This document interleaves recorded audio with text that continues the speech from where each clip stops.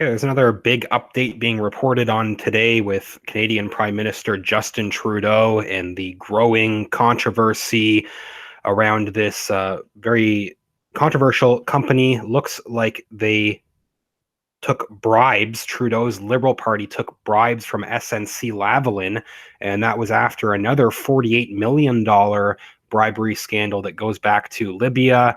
So these were donors to Justin Trudeau's Liberal Party, and it looks like the allegation is at least this is going back over a week now, and there's been one major resignation last week. The former Justice Minister that was appointed by Trudeau was very silent on this issue. There's allegations that Justin Trudeau told the Justice Minister of Canada, the former Justice Minister, not to prosecute this massively corrupt company because they are friends with Trudeau, essentially as a favor.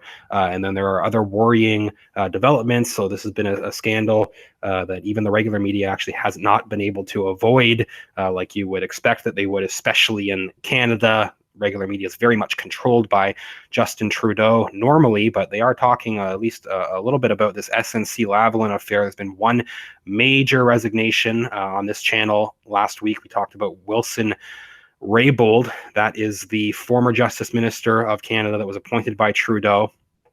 And it was interesting. Trudeau made some statements that seemed like they were directed at Wilson Raybould, essentially saying that she would have resigned. This was actually the day before her resignation.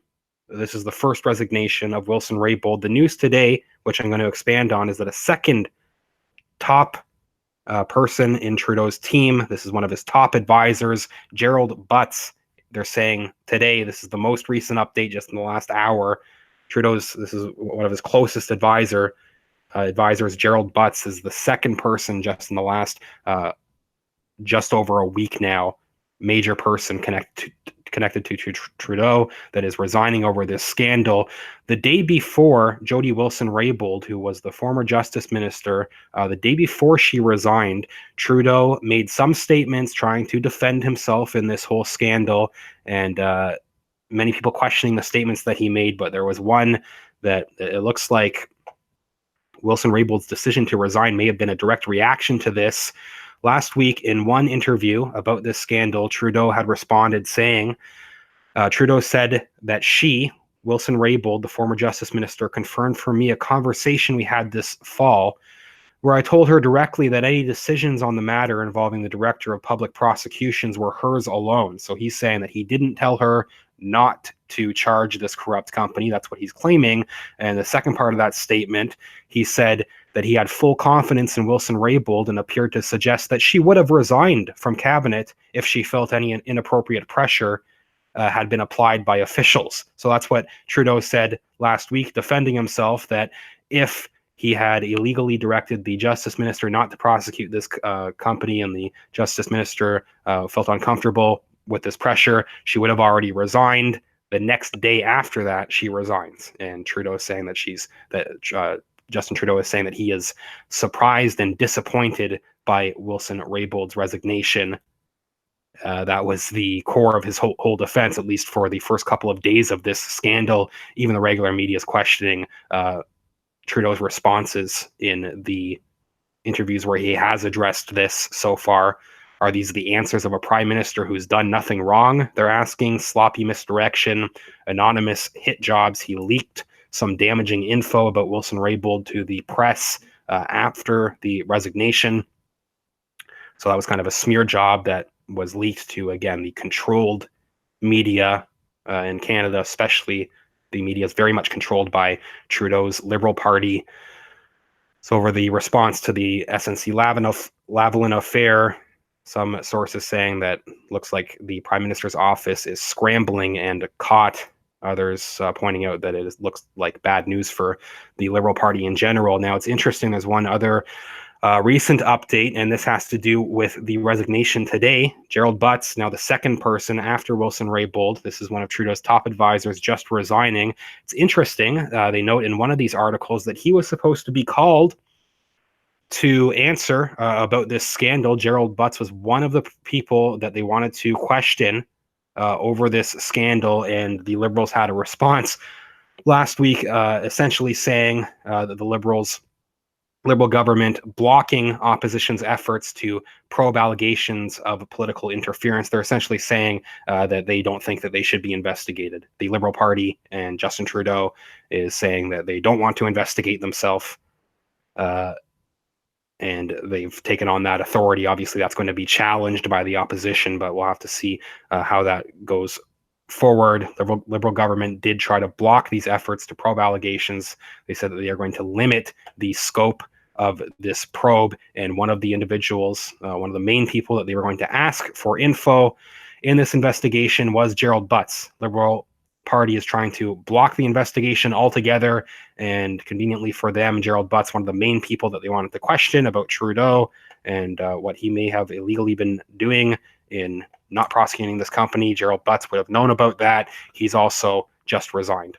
Today, last hour, this is being announced. This is what they're saying. Prime Minister Justin Trudeau's top advisor and longtime friend, Gerald Butts, has resigned his post as principal secretary, but denies that he or anyone in Mr. Trudeau's office pressured former Justice Minister Jody Wilson-Raybould, who resigned last week, in the prosecution of SNC-Lavalin on bribery and fraud charges. More info from today, more recent updates. People talking about how damaging this likely is for the upcoming election as well. This could be damaging to Trudeau's campaign. Hopefully it is. Going into this was Trudeau's response earlier. This is another one talking about how he is under fire. Now, these allegations came out actually just over a week ago now, the first allegations, and it was within a few days that Wilson-Raybould did resign. People also questioning, why does Trudeau still, why is he still, I mean, it's just bad optics for his own party, the way that he's handling this, and it looks like he's still trying to do everything that he can, even after everything's come out in the last couple of weeks. He's still doing everything that he can to try to save SNC-Lavalin, although obviously is not looking good for Trudeau's Liberal Party. You're wondering why he's still so set on trying to have damage control, not just of his own party, but of the company as a whole. It looks like he's still trying to protect them. They talk about the original allegations of bribery with Libyan officials, some $48 million between 2001 and 2011, and defrauding organizations in Libya of $130 million. Same company donated to Trudeau's Liberal Party. It is strange, as we pointed out, that this is being brought up in the mainstream media at all. I guess it is too big of a scandal. This is Trudeau's fifth ethics investigation, or the fifth ethics investigation of either Trudeau or members of his cabinet in just his less than one term as prime minister. So he's had a remarkable number of these sorts of controversies in a very short period of time. Usually the media doesn't really focus on these sorts of issues. This one has been more damaging than you might expect. Two major resignations here.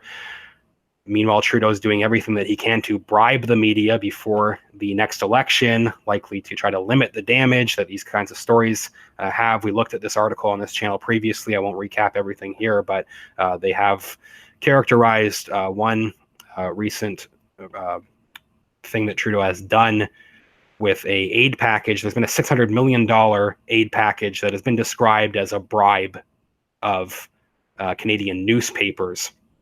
The CBC gets increases generally, gets more funding and promises of more funding from Trudeau's Liberal Party. So that the biggest Canadian news sources like the CBC have always really had that element of propaganda from them. They're getting paid by Canadian political parties, so they're going to give favorable coverage. Obviously, the CBC's always been largely controlled, or for a very long period, it's been a big issue. But it's worrying what Trudeau's doing here. He's going to give $600 million to independent newspapers, or smaller newspapers that basically give the appearance that they are giving independent coverage. They're smaller newspapers. You might not know that they're affiliated with the same groups funding the CBC and these bigger news organizations, but meanwhile, they're still getting these aid packages from Trudeau's government probably, and these are sources that Trudeau's government trusts, that he says are trusted sources, in his own opinion. Obviously, they're very likely going to be giving him favorable coverage. At the same time, they're trying to shut down other independent news outlets. There's one Canadian newspaper that I hadn't read too much personally. I don't know so much about the actual content of the newspaper, but we don't have the same free speech protections in Canada as in the US. And some people that were Trudeau critics, they think they were targeted because in their newspaper they did criticize Trudeau and they'd actually been charged with hate crimes or hate speech. They've faced charges related to that. Again, I'm not sure of everything that was contained in those newspapers, but they do think that they were targeted by Trudeau. That's also interesting. And then online, these are not even things that would directly break any kind of law or anything necessarily, but essentially anything that Trudeau says looks like misinformation or disinfo online.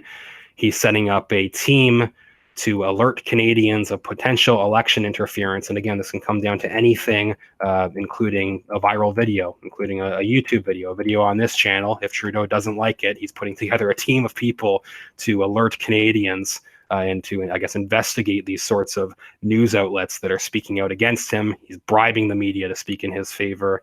I will continue to cover this. It'll be interesting to see what the coverage is in the regular media, how that continues to be. It has been surprisingly damaging for Trudeau. 2 major resignations, second one now with Gerald Butts, wondering if that has anything to do with this other investigation the opposition has been talking about, that the Liberals are trying to limit the scope of. He's one of the people that they wanted to question. Again, so very interesting.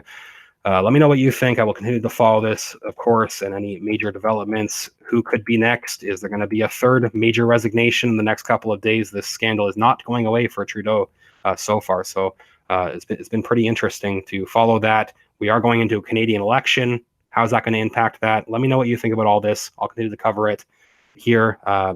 Very helpful, everybody that has donated on patreon.com/realityreader, even a couple dollars, $1 or $2, makes a huge difference, helps me keep talking about these issues. Patreon.com/realityreader. I have a link in the video description.